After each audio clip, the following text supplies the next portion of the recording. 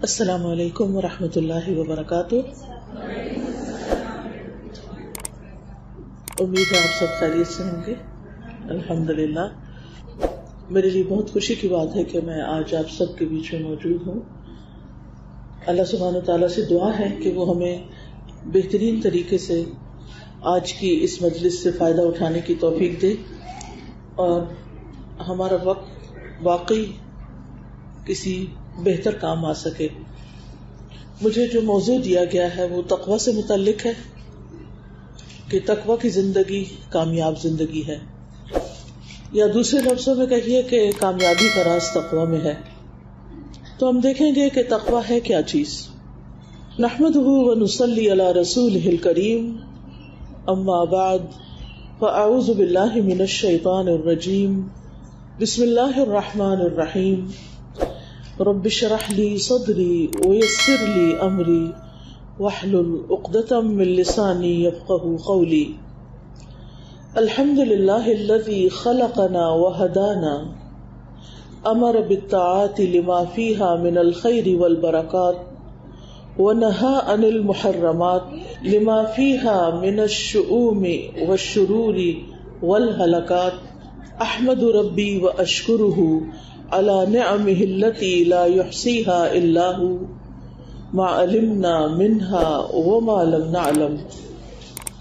ہر قسم کی حمد اور تعریف اللہ رب العزت کے لیے ہے، جس نے ہمیں پیدا کیا، ہمیں ہدایت دی، اس نے ہمیں اپنی اطاعت کے کاموں کا حکم دیا کیونکہ ان میں خیر اور برکت ہے، اور حرام کاموں سے ہمیں منع کیا کیونکہ ان میں نحوست اور تباہی ہے۔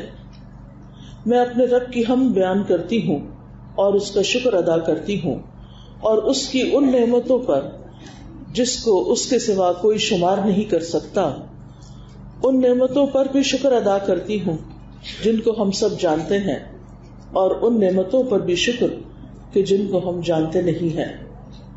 قرآن مجید میں اللہ سبحانہ تعالیٰ کا ارشاد ہے، یا ایھا الذین آمنوا اتقوا اللہ حق تقاتہ ولا تموتن الا وانتم مسلمون۔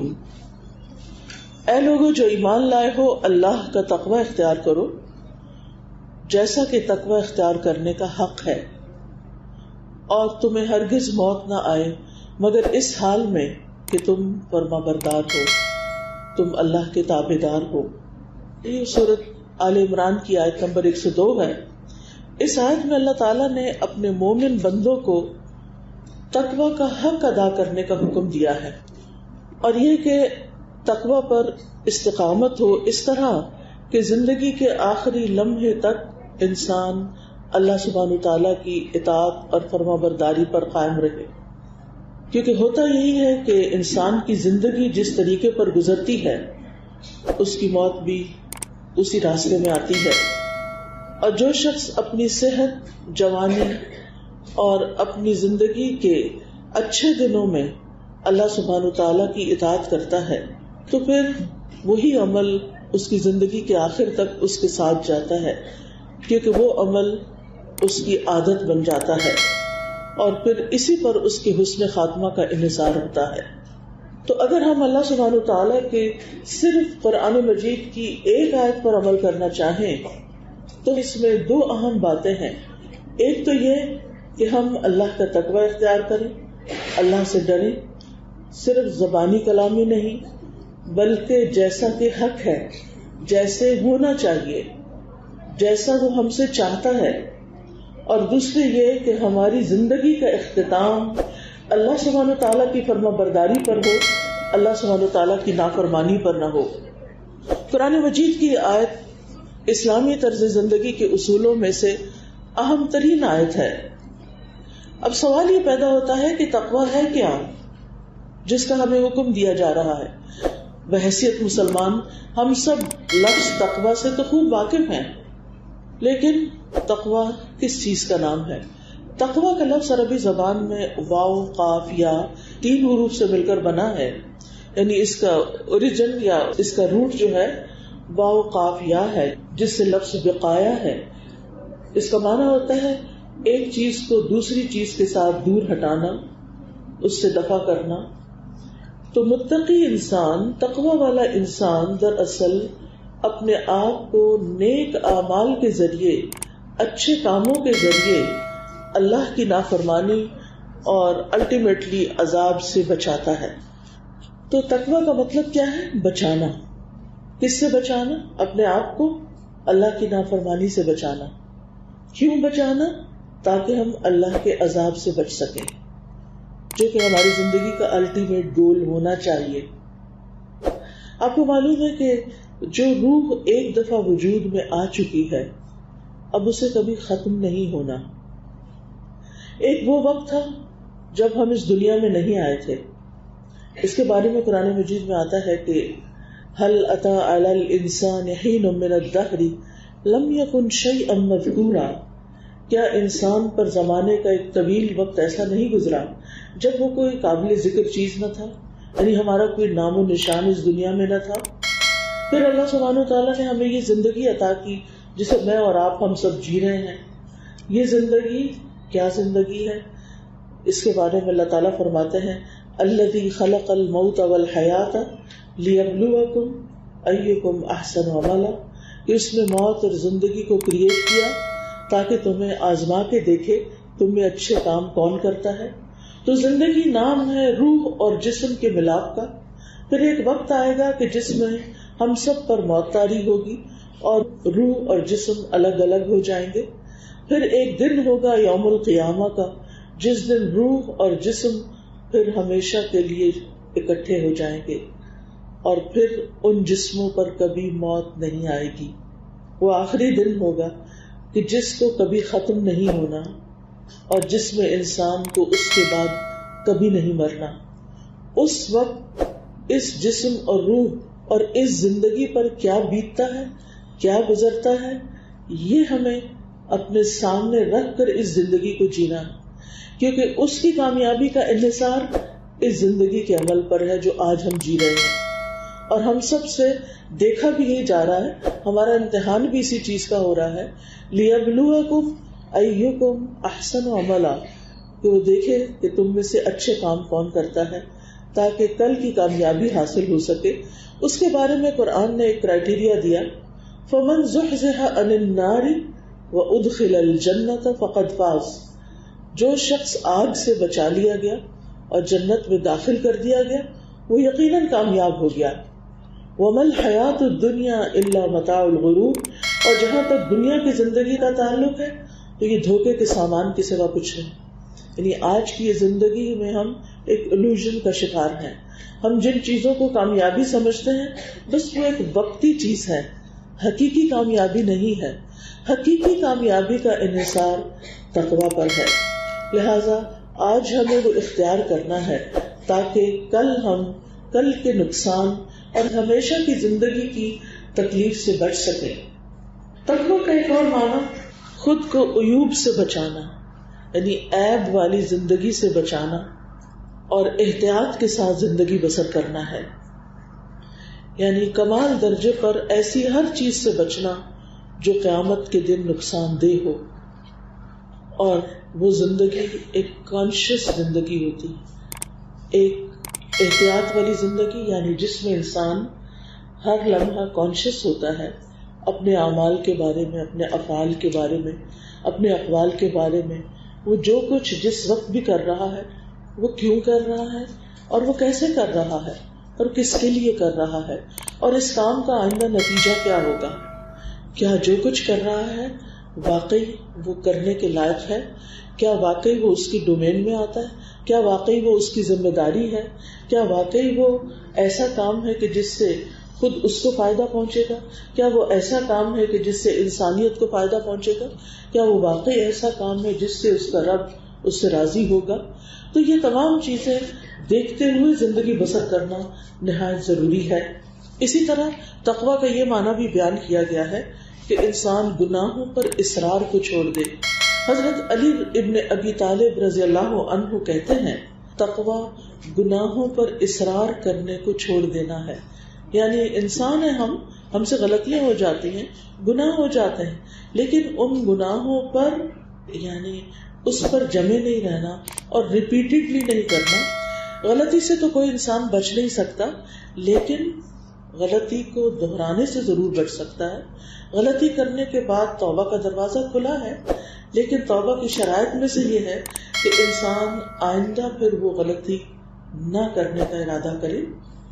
اور پھر تقوی کا ایک معنی اللہ سے ڈرنا بھی کیا گیا ہے، یعنی الخوف من الجلیل، کہ اللہ عز و جل سے ڈرا جائے. والعمل بالتنزیل، وحی الہی پر عمل کیا جائے. والقناعۃ بالقلیل، تھوڑے پر قناعت کر لی جائے. والاستعداد لیوم الرحیل، اور موت کی تیاری کی جائے. ان تجعل بینک و بین عذاب اللہ وقایہ، یہ کہ تمہارے اور تمہارے رب کے درمیان بچاؤ ہو، یعنی ایسی چیز ہو کہ تمہیں رب کے عذاب سے محفوظ رکھے.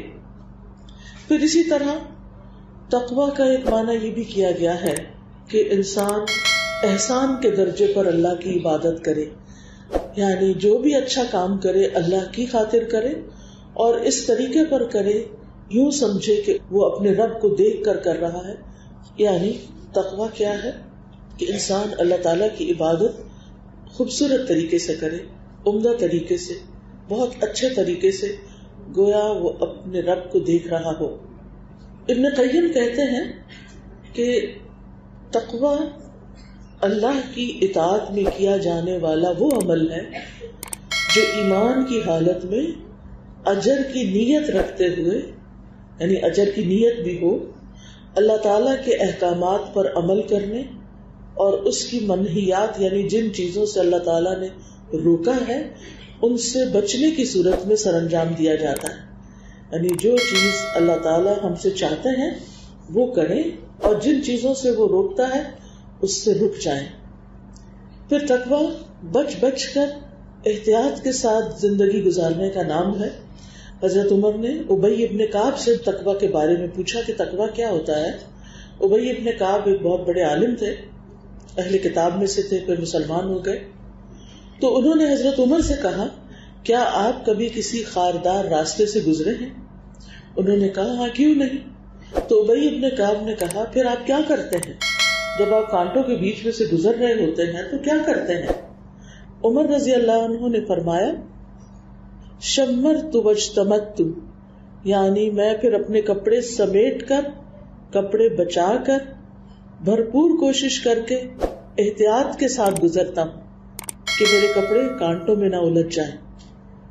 تو انسان جب تقوی کی زندگی اپنے ذہن میں لاتا ہے تو اس دنیا کے خاردار جنگل سے گزرتے ہوئے جس میں طرح طرح کے شبہات ہیں، طرح طرح کی شہوات ہیں، طرح طرح کی ایسی چیزیں ہیں جو انسان کو اپنے رب سے غافل کر دیتی ہیں، جو رب سے دور کر دینے والی ہیں، تو ایسی صورت میں انسان پھر ان تمام چیزوں سے اس طرح گزرتا ہے کہ کوئی چیز اس کو اپنے اندر اٹکا نہ دے، کوئی چیز اس کو اپنے اندر پھنسا نہ لے.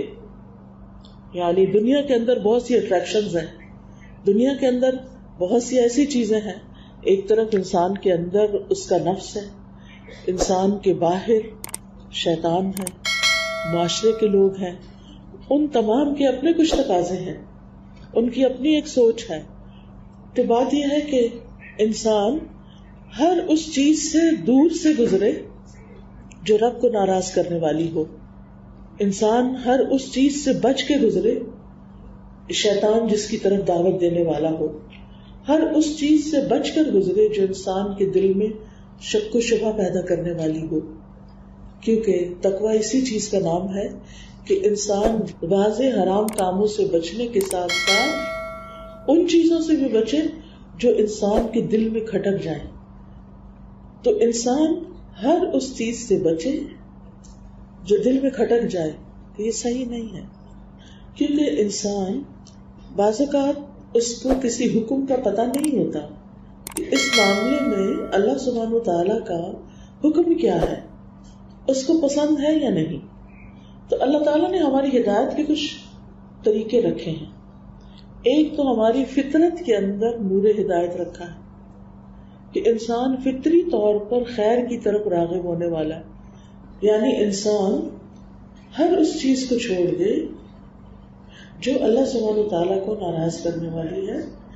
بعض چیزیں تو ہمیں قرآن و سنت سے پتہ چل جاتی ہیں، بعض چیزیں ہمیں لوگ بتا دیتے ہیں، لیکن ہر انسان کی زندگی میں کچھ سچویشنز ایسی بھی آتی ہیں کہ جہاں اس کو واضح کوئی معیار معلوم نہیں ہوتا کہ جس پر وہ یہ فیصلہ کر سکے کہ جو کچھ وہ کر رہا ہے وہ صحیح کر رہا ہے.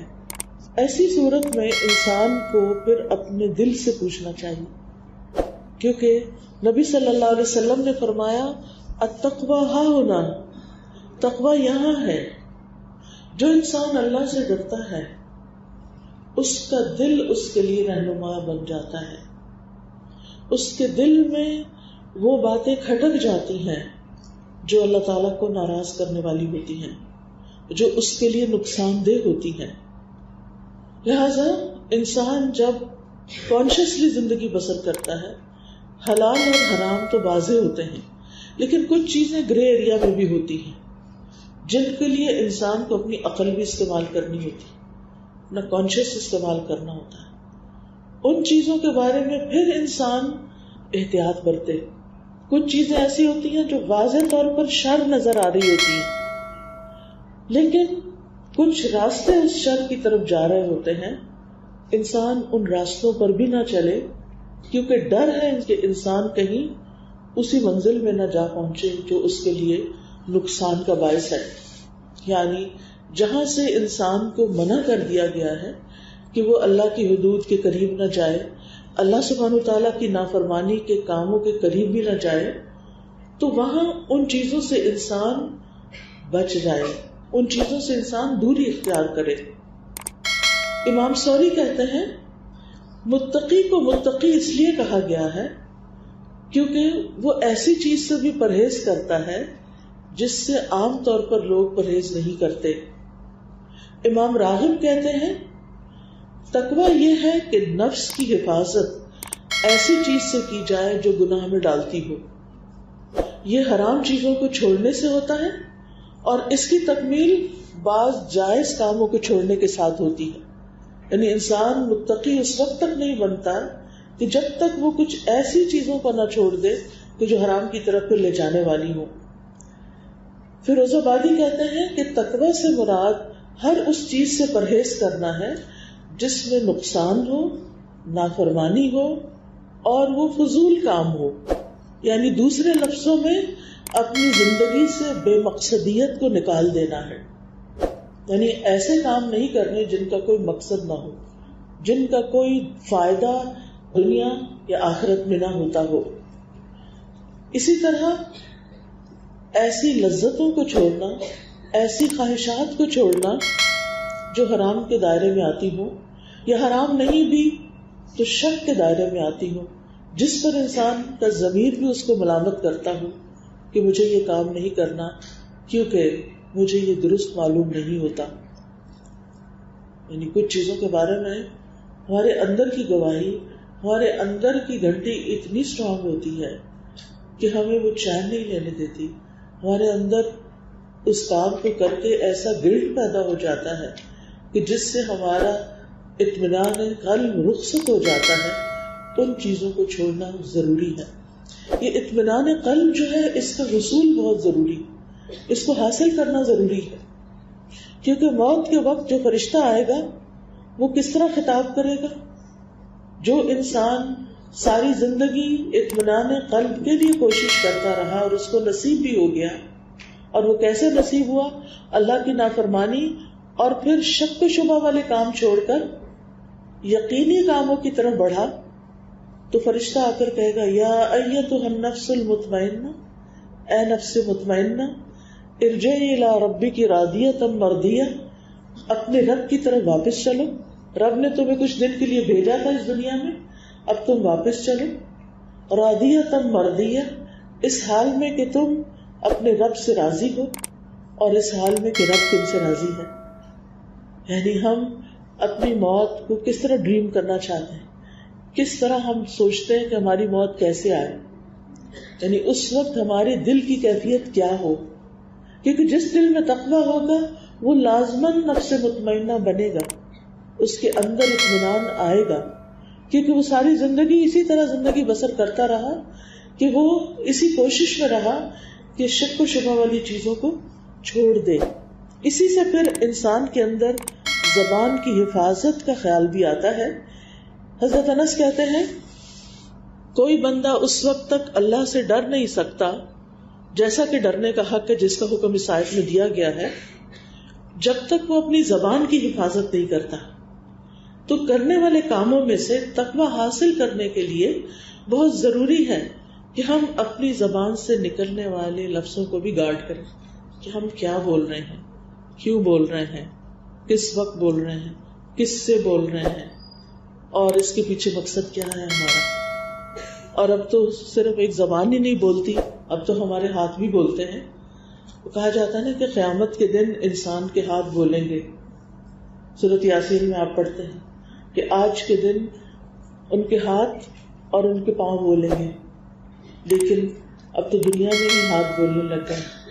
ہم وہ کچھ ٹائپ کر دیتے ہیں، بعض اوقات وہ کچھ ٹیکسٹ میسج میں ڈال دیتے ہیں جو بعض اوقات نہیں ڈالنا چاہیے، جو اللہ کی ناراضگی کے کاموں میں سے ہو سکتا ہے، جو بے مقصد بیکار اور فضول چیز ہو سکتی ہے، جو کل کو ہمارے خلاف حجت بن سکتی ہے. اگرچہ ہماری زبان کی باتیں بھی لکھی جاتی ہیں لیکن ہمارے لکھے ہوئے کو تو ضروری لکھ لیا جاتا ہے. قرآن مجید میں آتا ہے ما یلفظ من قول الا لدیہ رقیب عتید، کوئی لفظ انسان کی زبان سے نہیں نکلتا مگر اس کے پاس ایک حاضر باش نگران موجود ہوتا ہے. ان علیکم لحافظین کراما کاتبین، تمہارے اوپر یقیناً نگران بیٹھے ہوئے ہیں جو معزز فرشتے ہیں. وہ یعلمون ما تفعلون، جو کچھ تم کر رہے ہوتے ہو وہ سب جانتے ہیں.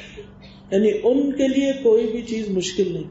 اللہ سبحانہ وتعالیٰ نے انہیں ان سب چیزوں کا علم دے رکھا ہے کہ جو انسان کرتا ہے، اور وہ بعین ہی نہ وہ کسی کے ساتھ فیورٹزم کرتے ہیں، نہ وہ کسی کے ساتھ باعث ہیں، نہ وہ کسی پر ظلم کرتے ہیں. جیسے جو کچھ انسان کرتا ہے اسی طرح وہ لکھ لیتے ہیں، اور قیامت کے دن وہی کتاب انسان کے ہاتھ میں دے دی جائے گی. اور اس وقت انسان اپنی کتاب کو پڑھ کر کہے گا ما لهذا الكتاب لا يغادر صغيرة ولا كبيرة الا احصاها، اس کتاب کو کیا ہو گیا ہے کہ اس نے نہ کوئی چھوٹی بات چھوڑی اور نہ کوئی بڑی بات چھوڑی مگر یہ کہ اس کو شمار کر لیا، اس کو لکھ لیا. تو انسان اپنے ہی بولے ہوئے پر، اپنے ہی لکھے ہوئے پر قیامت کے دن شرمندہ ہوگا. وہ چاہے گا کاش اسے کوئی مٹا دے، لیکن اس اعمال نامے میں سے اس دن کچھ بھی مٹایا نہ جائے گا. ہاں آج ہو سکتا ہے یہ کہ جو چیزیں ایسی ہم کر چکے ہیں اور اگر اللہ کا ڈر ہمارے دل میں آ گیا ہے ہم اب توبہ کر لیں، لیکن توبہ کی شرائط میں سے کیا ہے کہ دوبارہ وہ کام نہ کریں، ان کاموں کو چھوڑ دیں. تقویٰ ایک ایسی چیز ہے جس کا اللہ تعالیٰ نے اولین اور آخرین تمام دور کے انسانوں کو اس کا حکم دیا ہے. تمام انبیاء اپنی قوموں کو تقویٰ کا حکم دیتے رہے. قوم نوح کو حضرت نوح علیہ السلام نے کہا اذ قال لهم اخوهم نوح الا تتقون، جب ان سے ان کے بھائی یعنی اپنے قوم کے بھائی نوح علیہ السلام نے کہا کیا تم تقویٰ اختیار نہیں کرتے. جب ہود علیہ السلام نے کہا الا تتقون، جب صالح علیہ السلام نے کہا الا تتقون. تو ہر قوم جس کی طرف کوئی نبی آیا وہ نبی اپنی قوم کو یہ کہتا رہا کہ کیا تم اللہ کا تقویٰ اختیار نہیں کرتے. اور ہمارے نبی نے ہم سے کیا فرمایا اتق اللہ حیث ما کنت، اللہ کا تقویٰ اختیار کرو جہاں بھی تم ہو، گھر میں ہو، جاب پر ہو، یونیورسٹی میں ہو، اپنے بچوں کے ساتھ ہو، اپنے دوستوں کے ساتھ ہو، کسی کھانے پینے کی مجلس میں ہو، کسی بھی جگہ پر ہو، اللہ کا تقویٰ اختیار کرو. یعنی جتنی بھی تمہارے اندر استطاعت ہو، ہمارے لیے ہر جگہ اللہ کا تقویٰ اختیار کرنا واجب ہے. ظاہر میں بھی چھپ کر بھی. یعنی یہ نہیں کہ ہم لوگوں کے سامنے ایک بھلی سی صورت بنا لیں, مخصوص قسم کا لباس پہن لیں, کسی مسجد میں جا کر کوئی تسبیح پکڑ لیں تو ہم متقی ہو گئے, اور جب ہم دنیا میں ہوں, کسی بازار میں ہوں, ہم کچھ اور ہی نظر آئے. یہ تقویٰ نہیں ہے. تقویٰ ہر جگہ اللہ کا بندہ بن کر رہنے کا نام ہے, کیونکہ اس کے احسانات ہم پر سب سے زیادہ ہیں. جو کچھ اس نے ہمیں دیا ہے کسی اور نے نہیں دیا. ہمیں سب سے زیادہ اس کا وفادار ہونا چاہیے, سب سے زیادہ اس کا تابعدار ہونا چاہیے. لہذا یہ تقویٰ ہر نیکی کی بنیاد ہے. تقویٰ ہمارے اعمال کو مزین کرتا ہے, ہمیں خوبصورتی دیتا ہے. ابو ذر کہتے ہیں, میں نے عرض کیا یا رسول اللہ صلی اللہ علیہ وسلم, مجھے کوئی نصیحت فرمائیے. آپ نے فرمایا, میں تمہیں اللہ کے تقویٰ کی نصیحت کرتا ہوں, کیونکہ یہ تقویٰ تمہارے سارے کاموں کو خوبصورت بنا دے گا.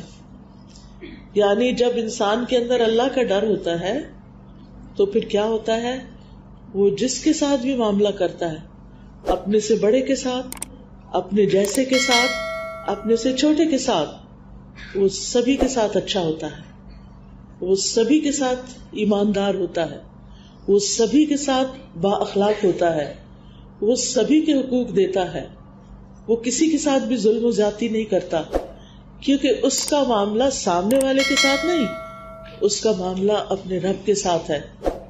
کیونکہ اسے یہ معلوم ہے کہ میرا رب ہر جگہ مجھے دیکھتا ہے.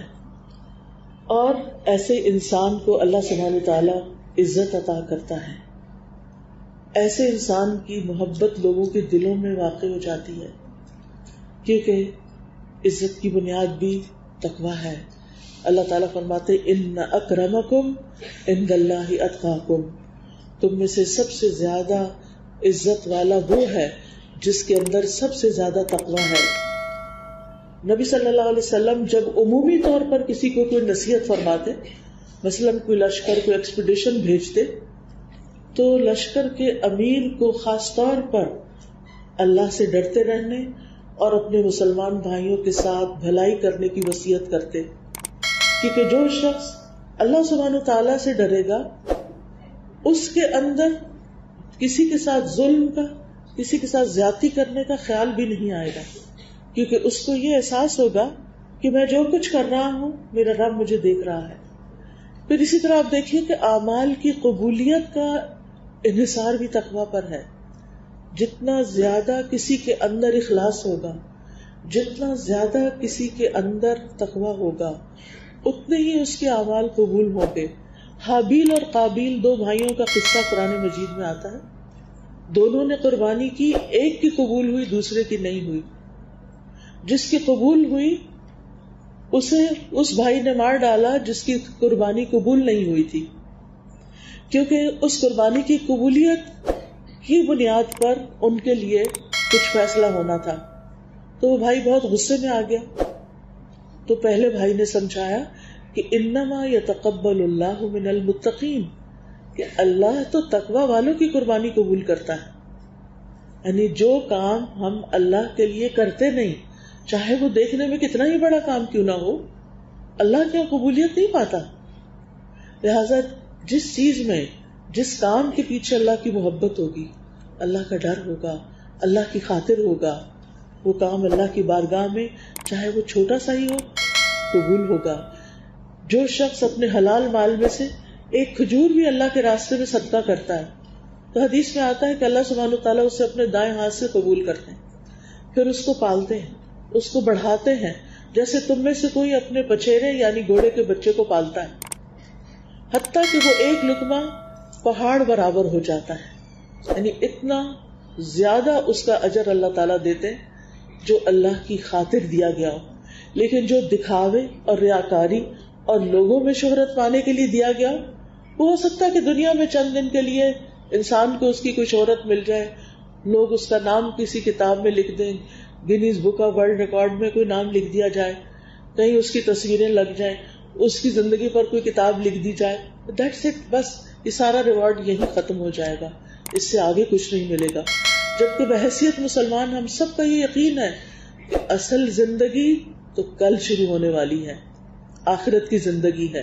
اللہ تعالیٰ فرماتے ہیں وَإِنَّ الدَّارَ الْآخِرَةَ لَهِيَ الْحَيَوَانُ لَوْ كَانُوا يَعْلَمُونَ کہ آخرت کی زندگی ہی دراصل زندگی ہے. کاش وہ جانتے ہوتے، کاش لوگوں کو اس بات کا شعور ہو جائے کہ اصل زندگی